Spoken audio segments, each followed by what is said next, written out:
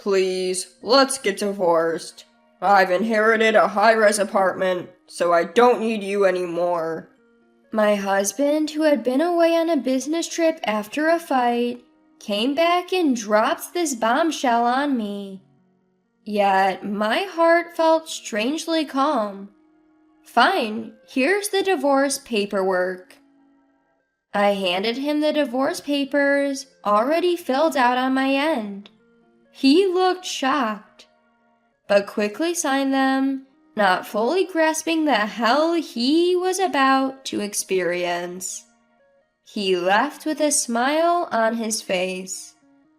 I'll wipe that smile off soon enough. My name is Diana. I'm 24 and live in a rural area far from the city. I went to nursing school at 18, graduated without a hitch, and became a nurse. I chose to work at the local hospital, even though many of my peers opted for big city hospitals in Boston or Los Angeles. I didn't want to leave my hometown, and I admired some of the senior nurses I met during my training. Time flew by, and I'm already in my 3rd year as a nurse. I work night shifts and weekends, so I earn more than most women my age. I was single and spent my money freely, investing in experiences and myself. In this rural area, people tend to marry around 25. Half of my friends are married, some even have 3 kids. Seeing them made me think that maybe marriage isn't so bad. So I managed to ask an acquaintance to introduce me to a certain man. So I got introduced to a man named Zeke, who's 29. He seems to be a salesman working for a large, well-known company in this area, and his monthly income is $3,000, so he has no financial problems. Also, when I met him and talked with him, he was a very gentlemanly person, and I gradually began to want to marry him.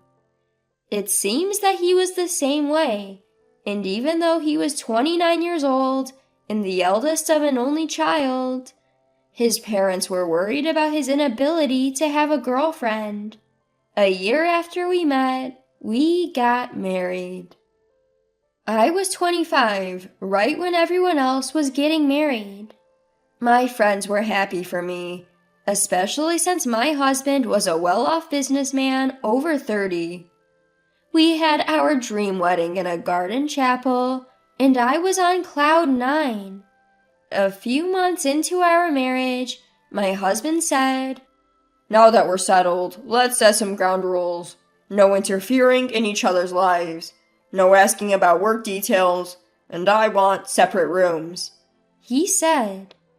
When I first heard my husband say he needed his own space, I was surprised.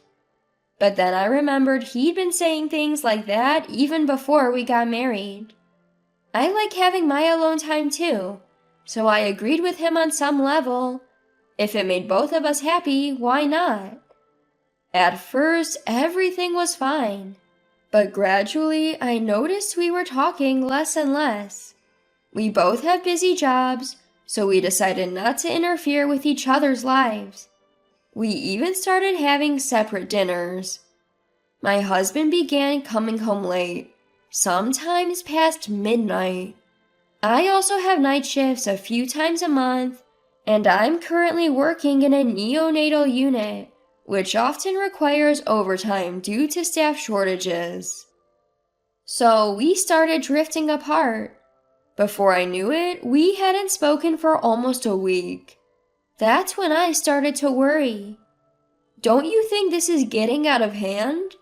Can't we at least text or call each other once in a while? When I said that, my husband hesitated and didn't agree right away. He said he didn't want to do that because it would be too controlling. So the conversation fizzled out and time just kept passing. I reached my breaking point and finally confronted him. Enough is enough. How long are you planning to live like this? You avoid conversations, disappear on sudden business trips, and you're not even cooperative when I say I want to have kids. I stayed up late, waiting for him to come home so we could talk. When he saw me, he was annoyed but quickly matched my anger. I'm tired, and you're bringing this up again? I contribute to the household in our joint account. What's your problem? After yelling, he walked past me, locked himself in his room, and that was that. We built this house with the idea of raising a family. Both the house and the mortgage are in his name. He even insisted on having a lock on his door. I agree with the idea of ensuring privacy, but when it's done at this moment, I feel like we're being distanced from each other as a family. I sighed deeply, unable to comprehend his childish behavior. The next day, he didn't come home. In the morning, I found a short text. Got called away on sudden business. Won't be back for a while. I sighed again, too drained to reply, and started my day. After a year of marriage, I realized my husband is emotionally abusive. He yells whenever things don't go his way and belittles me. It's also pretty sexist. My love for him had completely cooled off. I had been contemplating divorce, but now I've reached my limit. No matter how many times I tried to talk, he'd find an excuse to avoid it. He'd even throw harsh words at me, adding to the stress from my job. As I was thinking about divorce, my husband, who had gone on a business trip and hadn't contacted me at all, suddenly returned home. He returned from his business trip, which had lasted over a month. I'd been so happy without him that I'd forgotten he even existed. Just as I was about to file for divorce, he beat me to it. Please, just divorce me and leave. I married you for appearances and money. My dad passed away recently, and I inherited a high-rise condo. I can manage without your income. If you cheat, it saves my face too. So, you're useless to me now. He said this and waited for my response, staring intently. You want to break up with me that badly? I feel insulted and it makes me angry. But if that's what my husband wants, then fine. Okay, fine. Here's the divorce papers. I immediately handed him the divorce papers I had prepared. He looked surprised, clearly not expecting this. What? Hurry up and write. I've already filled out my part and signed it. I pushed the papers toward him, and he chuckled and signed without hesitation. After checking for any errors, I grabbed my pre-packed suitcase and said, All right, I'm leaving now, just like you wanted, and opened the front door. Suddenly, he panicked. Wait, when did you prepare all this? Are you really leaving right now? What about the house? I pointed to some documents on the table. Those were papers detailing how to change the utilities into my name and how we would handle things post-divorce. Let's discuss future matters through the lawyer whose business card is there. So don't call me personally, okay? I left the house, making sure to drive the point home. A few days later, we sat across from each other, lawyers present. My usually composed husband looked flustered and uneasy. He must have read the certified mail I sent. So, Zeke, let me make myself clear. I've got solid evidence of your affair and your ongoing emotional abuse, which I've recorded. So, you'll be paying me $20,000 in damages. He stood up abruptly, almost hysterical. When did you start planning all this? This is insane. I wondered what he was talking about. I had started investigating his infidelity 3 months ago. In fact, I had been consulting a colleague about him since then. She advised that if he was cheating, I could claim damages, so it was worth looking into. Although I hadn't seen any signs of another woman, I followed her advice and hired a private investigator, and the evidence just kept coming. I had tried to confront him several times but failed. The only time I could finally confront him was that night, but I had known about his infidelity for a while. I even hired the investigator again when his business trips conveniently increased. Turns out he was using the trips as an excuse to stay with his mistress, even pretending she was his wife at his stepfather's family funeral. So I knew exactly what he was doing while he was away on business. I also knew his stepfather had passed away, but since I wasn't invited and barely knew the man, I didn't attend. During this time, I learned from the investigator that my husband was planning to inherit and sell a high-rise apartment with his mistress. So I packed my bags right away. Certainly, my husband will bring up divorce. That's what I thought as I prepared the divorce papers and packed my suitcase. Surprisingly, I was spot on, and it was hard to hold back my laughter. His face turned pale the moment he heard it. Well, it makes sense. He had no secrets from me. So, you see, I knew all along. Will you be okay with that? Let's just settle on alimony for now, and then sell the house and car to divide the assets. Before I could finish, my husband interrupts. No way! I was planning to live in that house with her after kicking you out, and without my car, my job will be affected. So no, it's not happening. I was stunned but not surprised. My lawyer nodded and handed over the next document. My husband looked puzzled, so I explained. Those are marital assets we bought together. If you don't want to let them go for personal reasons, we'll calculate the selling price and I'll take half from our joint account. You're a salesman at a big corporation, and you can't understand a simple document? His face turned red with shame. He had no choice but to reluctantly agree and sign. In the end, he kept the house and car, but most of the cash went to me as alimony and asset division. He was left with just a few tens of dollars. We filed the divorce papers and became strangers. I was enjoying a peaceful life for a while, until a few months later, my ex-husband called. I ignored him at first, but he was so persistent that I finally picked up to give him a piece of my mind. Before I could say anything, he pleaded. Please, Diana, just lend me $1,000. Even though it's been a while, he's asking for money. I was about to hang up when he hurriedly continued.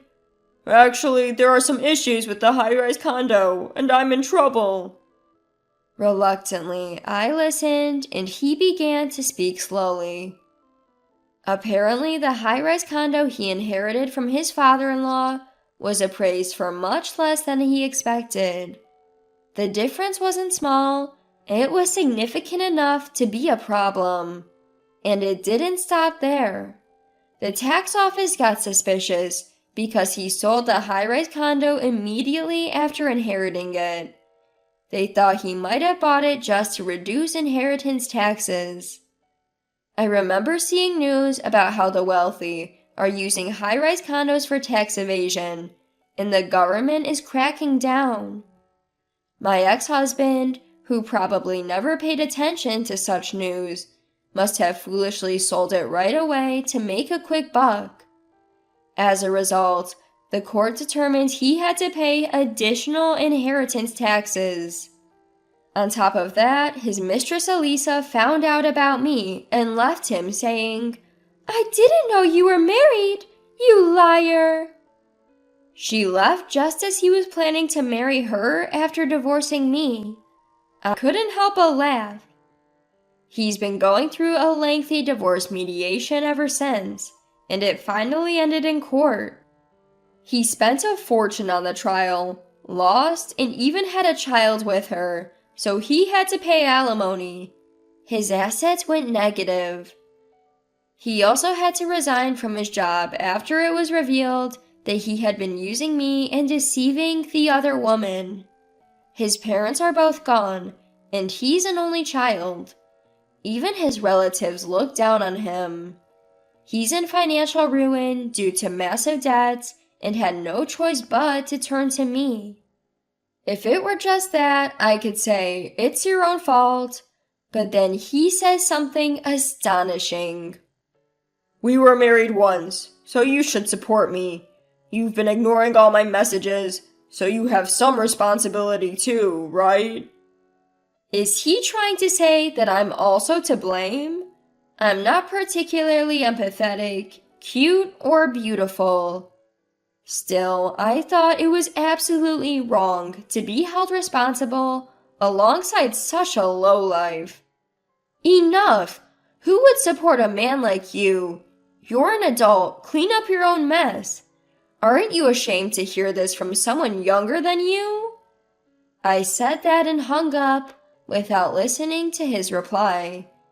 He kept calling, so I answered and said, if you call again, I'll report you to the police for stalking. And the storm of calls stopped. I wouldn't put it past him to show up at my house. So I moved to a secure rental condo and changed my phone number. He hasn't contacted me since. I later learned about his miserable fate through mutual acquaintances. Desperate for money, he resorted to theft. At first, he was shoplifting sandwiches from supermarkets and had been warned by the store manager multiple times. He didn't stop even after the police gave him a severe warning. He was supposed to have settled things with the supermarket after the police got involved, but my incorrigible ex-husband did it again. Of course, the supermarket was watching him. The moment he walked in, they kept an eye on him. And, as expected, he shoplifted again. This time, a young part-time female employee chased after him at full speed. She was a college student and a track and field athlete who had competed in national championships, so she easily caught up to him. However, the strength difference between a young woman and an adult man was too great, and he ended up causing her injuries, including a fracture that took 2 weeks to heal. That incident led to his prosecution for repeated theft and assault, and he was found guilty with a suspended sentence. Now he's homeless, living somewhere downtown, relying on the kindness of strangers. When I heard this, I couldn't even laugh. It was too tragic. But he brought it upon himself.